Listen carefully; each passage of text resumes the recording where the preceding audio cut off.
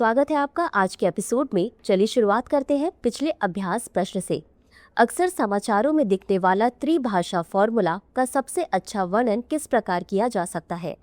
ए, एक संवैधानिक प्रावधान जो सभी भारतीयों को 3 भाषाएं सीखने को अनिवार्य बनाता है।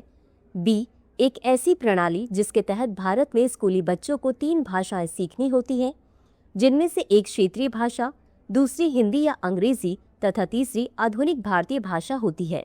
सी, एक नीति जो छात्रों को 3 भाषाएं सीखने के लिए प्रोत्साहित कर मुख्य रूप से सांस्कृतिक आदान प्रदान और कूटनीति पर ध्यान केंद्रित करती है। डी, वैश्विक परिप्रेक्ष्य को बढ़ावा देने के लिए छात्रों को विभिन्न देशों की 3 अलग अलग भाषाएं सीखने का एक फॉर्मूला। इस प्रश्न का सही उत्तर है विकल्प बी। चलिए देखते हैं इसके विश्लेषण को।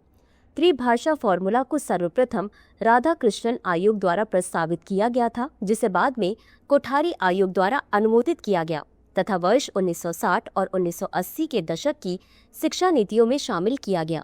त्रिभाषा फॉर्मूला के अनुसार छात्रों को 3 भाषाएं सीखनी होंगी, क्षेत्रीय भाषा, हिंदी भाषा और अंग्रेजी भाषा। हिंदी भाषी राज्यों में छात्र हिंदी, अंग्रेजी और एक आधुनिक भारतीय भाषा अधिमानतः दक्षिण भारतीय भाषा पढ़ते हैं। गैर हिंदी भाषी राज्यों में वे अपनी क्षेत्रीय भाषा हिंदी और अंग्रेजी सीखते हैं, अतः विकल्प बी सही है। तो चलिए शुरुआत करते हैं आज के एपिसोड की पहले प्रश्न से। राष्ट्रीय वन्यजीव बोर्ड से संबंधित निम्नलिखित कथनों पर विचार कीजिए। 1, यह पर्यावरण संरक्षण अधिनियम 1986 के तहत गठित एक सांविधिक निकाय है। 2, प्रधानमंत्री इसके पदेन अध्यक्ष के रूप में कार्य करते हैं। 3, यह सुनिश्चित करता है कि किसी भी बाघ रिजर्व को उसकी स्वीकृति के बिना अस्थायी उपयोग के लिए नहीं दिया जाएगा।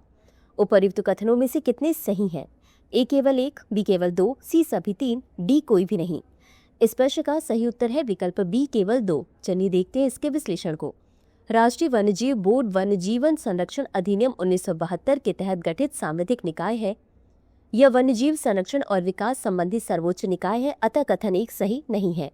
NBWL एक 47 सदस्यीय समिति है जिसकी अध्यक्षता प्रधानमंत्री करते हैं, जो पदेन अध्यक्ष के रूप में कार्य करते हैं, जबकि पर्यावरण, वन और जलवायु परिवर्तन मंत्री उपाध्यक्ष के रूप में कार्य करते हैं, अतः कथन 2 सही है। इसका उद्देश्य वन्य जीवन और वन के संरक्षण और विकास को बढ़ावा देना है। साथ ही यह सुनिश्चित करता है कि राष्ट्रीय बाघ संरक्षण प्राधिकरण के परामर्श के बिना किसी भी बाघ अभ्यारण्य को असंवहनीय उपयोग के लिए नहीं बदला जाएगा, अतः कथन 3 सही है। अगला प्रश्न है, भारतीय संविधान के 8वीं अनुसूची की निम्नलिखित भाषाओं पर विचार कीजिए। 1, कोंकणी, 2, मणिपुरी, 3, नेपाली। उपर्युक्त में से कितनी भाषाओं को 71वें संशोधन अधिनियम 1992 द्वारा शामिल किया गया? ए केवल 1, बी केवल 2, सी सभी 3, डी कोई भी नहीं। इस प्रश्न का सही उत्तर है विकल्प सी सभी 3। चलिए देखते हैं इसके विश्लेषण को।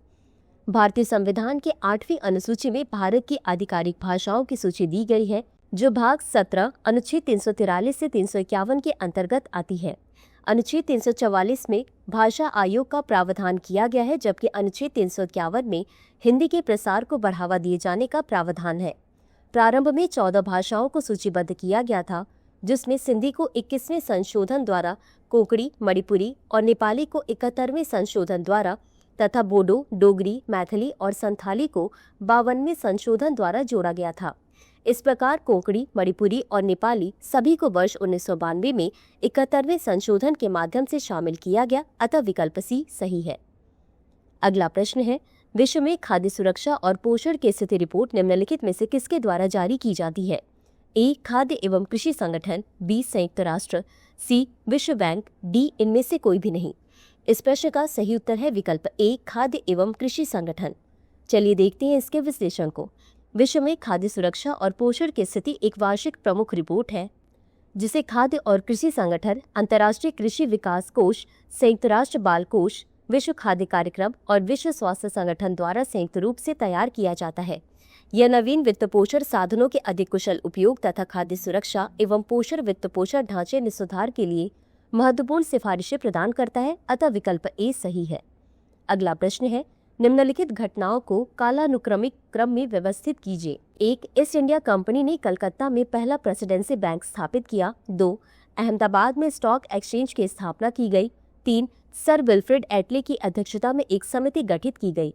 नीचे दिए गए कूट का उपयोग कर सही उत्तर चुनिए। ए, 1, 2 और 3, बी, 3, 2 और 1, सी, 2, 1 और 3, डी कोई भी नहीं। इस प्रश्न का सही उत्तर है विकल्प ए 1, 2 और 3। चलिए देखते हैं इसके विश्लेषण को।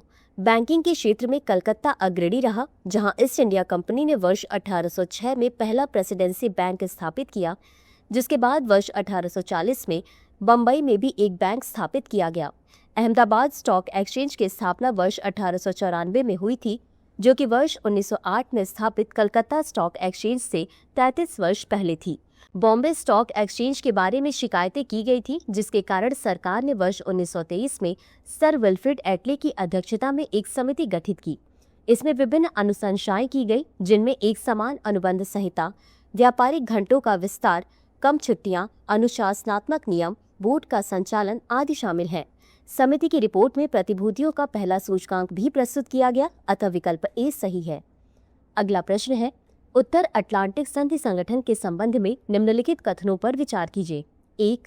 इसकी स्थापना वर्ष 1949 में उत्तर अटलांटिक संधि पर हस्ताक्षर के साथ हुई थी। 2. इसकी सदस्यता संयुक्त राष्ट्र के सभी सदस्यों के लिए खुली है। 3. किसी देश को गठबंधन में शामिल करने का निर्णय सभी सदस्य राष्ट्रों के बीच आम सहमति के आधार पर लिया जाता है। उपर्युक्त कथनों में से कितने सही हैं या सही हैं? ए केवल 1, बी केवल 2, सी सभी 3, डी इनमें से कोई नहीं। इस प्रश्न का सही उत्तर है विकल्प बी केवल 2। चलिए देखते हैं इसके विश्लेषण को।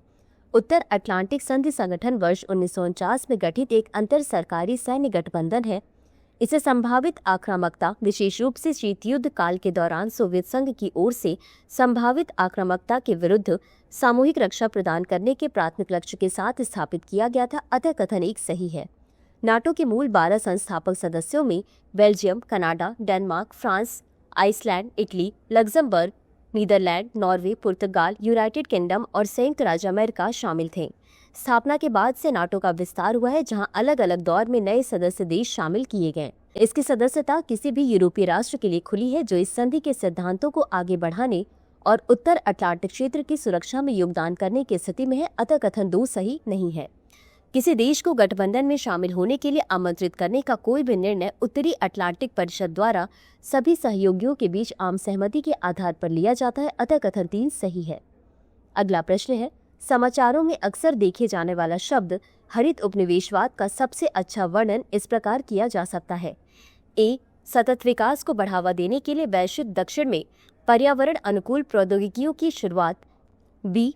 यह शब्द खाद्य सुरक्षा के लिए वैश्विक दक्षिण की कृषि प्रथाओं को नियंत्रित करने के लिए वैश्विक उत्तर द्वारा किए गए प्रयासों का वर्णन करता है। सी. समतामूलक पर्यावरण नीतियां बनाने के लिए विकसित और विकासशील देशों के बीच सहयोग। डी. वैश्विक उत्तर द्वारा अपने ऊर्जा परिवर्तन को प्रबंधित करने और उत्सर्जन को कम करने के लिए वैश्विक दक्षिण के खनिज संसाधनों का उपयोग। इस प्रश्न का सही उत्तर है विकल्प डी। चलिए देखते हैं इसके विश्लेषण को। हरित उपनिवेशवाद या पारिस्थितिक उपनिवेशवाद शब्द उन प्रथाओं का वर्णन करता है जहां विकसित देश अपने स्वयं के ऊर्जा परिवर्तनों का समर्थन करने और उत्सर्जन को कम करने के लिए गरीब देशों के खनिज संसाधनों का दोहन करते हैं। लिथियम, कोबाल्ट, निकल और दुर्लभ पृथ्वी जैसे प्रमुख खनिज, जो मुख्य रूप से लैटिन अमेरिकी और अफ्रीकी देशों में पाए जाते हैं, वैश्विक भू राजनीति में एक प्रमुख भूमिका निभाते हैं।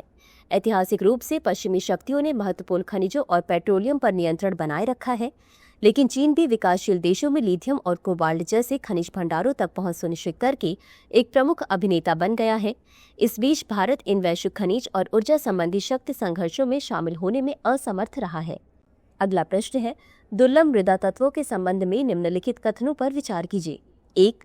ये आवर्त सारणी में 17 रासायनिक तत्वों, विशेष रूप से स्कैंडियम और यट्रियम के साथ 15 लैथेनाइड्स का एक समूह है। 2. ये पृथ्वी की सतह पर अपेक्षाकृत प्रचुर मात्रा में पाए जाते हैं, लेकिन इतनी मात्रा में नहीं पाए जाते कि उनका आर्थिक रूप से दोहन किया जा सके। 3. विश्व स्तर पर सभी REE में भारत में इनका सबसे अधिक भंडार है, उसके बाद चीन का स्थान है। उपर्युक्त में से कितने कथन सही है या सही है? ए केवल 1, बी केवल 2, सी सभी 3, डी इनमें से कोई नहीं। इस प्रश्न का सही उत्तर है विकल्प बी केवल 2। चलिए देखते हैं इसके विश्लेषण को।